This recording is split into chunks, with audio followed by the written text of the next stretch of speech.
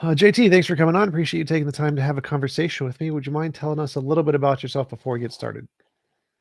Sure. Okay. So I'm a former Christian presuppositional and evidential apologist um, who basically started majoring in psychology and then later on moved into philosophy. Um, so, yeah, I have a huge interest in philosophy, and I originally started out on YouTube back in 2010. I called my channel Open Air Atheist, which is no longer the channel name now. It's just my name, as you see on the screen there. But yeah, I just started off as kind of a atheist debunk, kind of refutation bro kind of channel. And then I got really heavily into metaethics and published a book on metaethics here. And yeah, so my view is that morality begins as non-cognitive mental states, and then later attempted justifications and belief structures are erected around those mental states. And so I don't agree that there are anything such as categorical imperatives. I only hold to hypothetical imperatives, that all oughts come from if clauses. That morality is a power structure. It's not about truth. It's about power, basically. But it also has, I think, anyone who's read Richard Joyce and the Evolution of Morality, he points out that evolution is morality is it's basically an evolved adaptation. It helps us to pass on our genes. So it's a useful fiction in my view, and the view of many others in metaethics. But yeah. Cool. So, do you think that of the possible ways the world could be, that there is one that is presumably better? Like, one of the problems of non-cognitivism is the position that you can't say it's like objectively wrong to kill a baby for fun or something. Well, wrong doesn't. I'm not a strict non-cognitivist, right? I'm a hybrid theorist, so I think that there's that more language is used both cognitively and non-cognitively.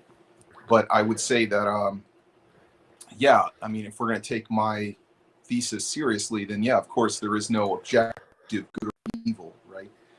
Good or evil are just mental states, right? At best, in my world, all we have is mental states, positive and negative mental states, and instrumental goodness, right?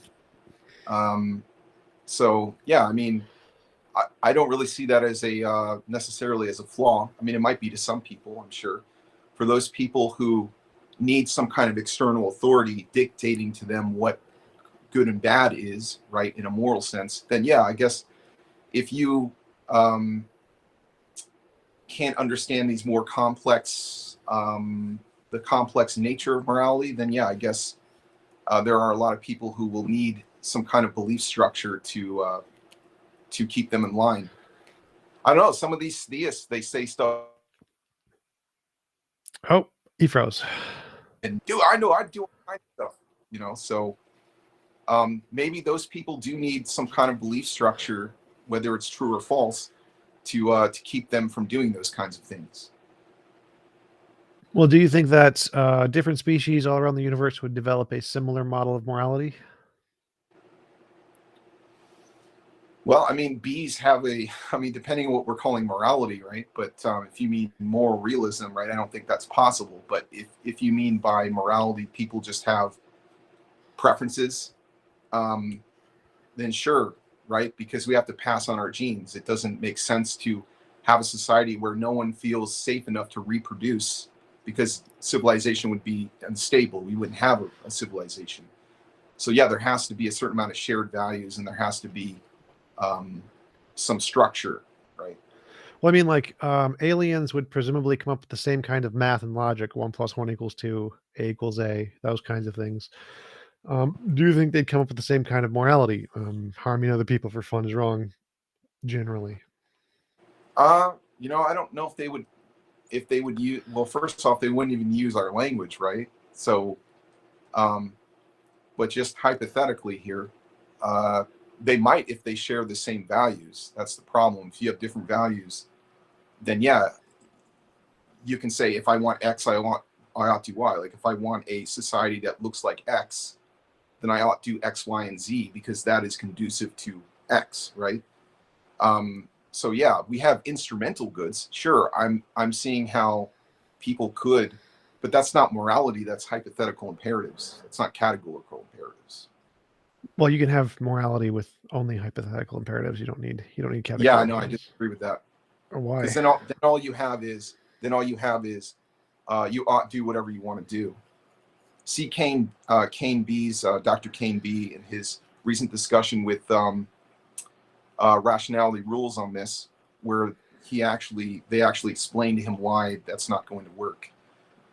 He also had another philosopher there. I can't remember her name at the point in time, but it's definitely a good conversation to listen to.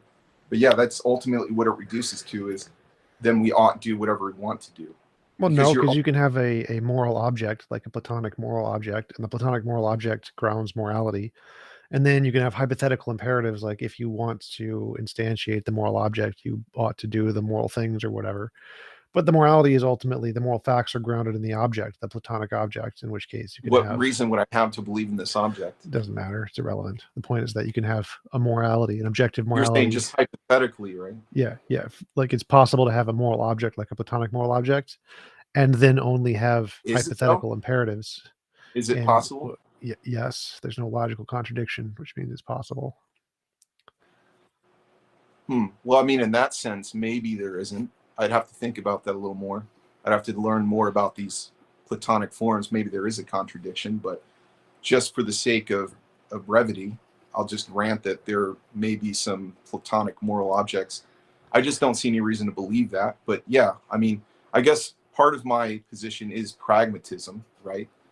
Because there are non-naturalists, for example, who think that there are just wrong and good and bad, right, refer to non-natural properties, which are unfalsifiable, right? So, well, that's a different topic. Like epistemology and what we can know, and ontology and what actually is, are two different things. So the question is can you have? The question I was originally addressing is, can you have a morality with only hypothetical imperatives and no categorical imperatives? And the answer would be yes, because like you can have morality grounded in the nature of God, or you can have morality grounded in the nature of a Platonic object, or grounded in some moral object. And the moral object is morality. There's no oughts in it. It's like this object is morality. It doesn't have any you don't have morality. You don't have realism without oughts. Well, yes, you do. Like there are multiple models that have that. Yes.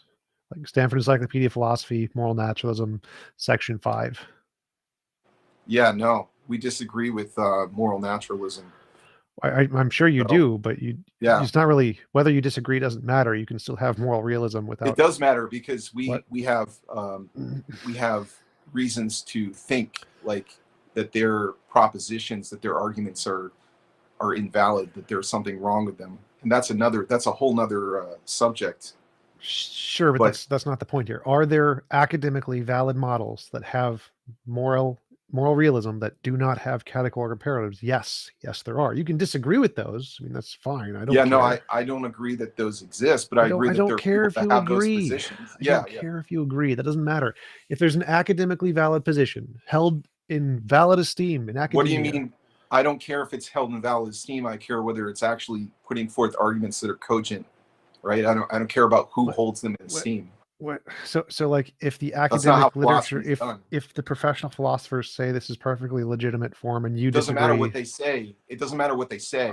Legitimacy is not something that we all just come up with. You are not qualified to interpret the arguments. They are. They say it's perfectly valid. Your interpretation means nothing. Yes, I am. But it's actually what I do. Okay. Yes. Okay. Metaethics is what I do. Okay. Yes. So, but you don't get to invalidate an entire field of philosophy because you disagree. It's not how it works. Not just because I disagree, but I get to lay out arguments for why I disagree. And then people can decide for themselves whether those arguments stand or fall, right? Right. And they decided they fall. The people who hold that position decide they fall. I don't know. I haven't talked to them yet.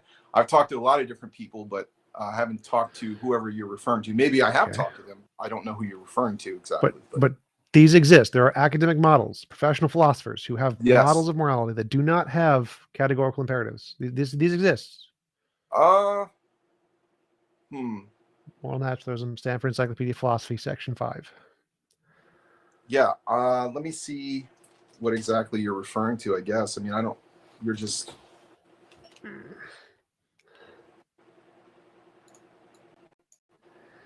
see here.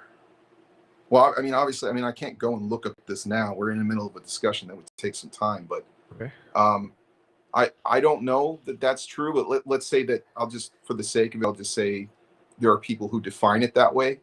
Yep. That's fine. I'd have to look at their arguments before I could say, you know, whether I agree or disagree with that, right? Yep. So that's fair. That's fair. So it's the Jackson realism, is that it? Jackson's moral functionalism. That's the one. It's aughts. But yeah, so it's just like I don't think there are categorical imperatives either. I think those are dumb, but I don't think those are required for morality. I think hypothetical imperatives are just fine. I think you can have a moral object without any kind of oughts, and the oughts aren't required for anything. I've gotten theists to admit that that's the case too. It's just God's nature is what morality is. So let me ask you this. So, give me one of your moral arguments, like why you shouldn't kick babies for fun, for example, from this. I don't why you shouldn't. I don't care if you should or shouldn't. That's just irrelevant. It is immoral to kick babies. Whether you decide you should or shouldn't just doesn't matter anymore. Why is it immoral to kick babies? It doesn't correspond to God's nature. I'm not a theist, but just hypothetically. It doesn't correspond. So why ought I not do what corresponds to God's nature? I don't care what you ought to. It's immoral to do it. Whether or not you choose to do it is up to you. Okay, so there's no ought there, is what you're saying? Because no theist that I know of agrees with that argument that you're making. They actually do believe in categorical imperatives. Well, they believe that after the moral foundation of God's nature has been established, you can then say, well, God gives us these commands and therefore we ought to do them. But those parts are irrelevant. They say what grounds morality isn't the commands, it's God's nature. And so once you have God's nature, know that this is the fact of morality. It's modified divine command theory, like William Lane Craig. I understand. I dealt with that in the book, right? Yeah. Yes. But what I'm saying is even they don't have a moral. They can't get to categorical imperatives either, even though they claim. I'm agreeing with you. The point here is that you don't need them. Like they can ground the morality without the imperatives. They don't need the imperatives.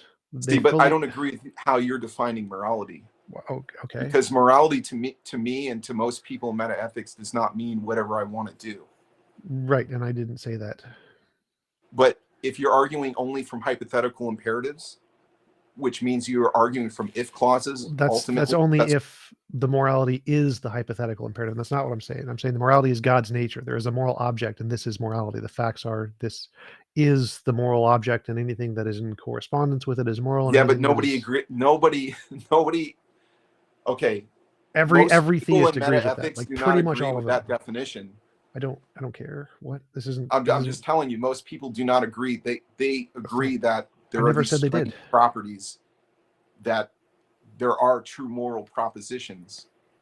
That's part of what it means to be a moral realist, is that you believe there are true moral propositions. Yeah, and you can do that without. So give me an example of a true moral proposition. Killing babies does not correspond to God's nature. That's not a true moral proposition. That's a description.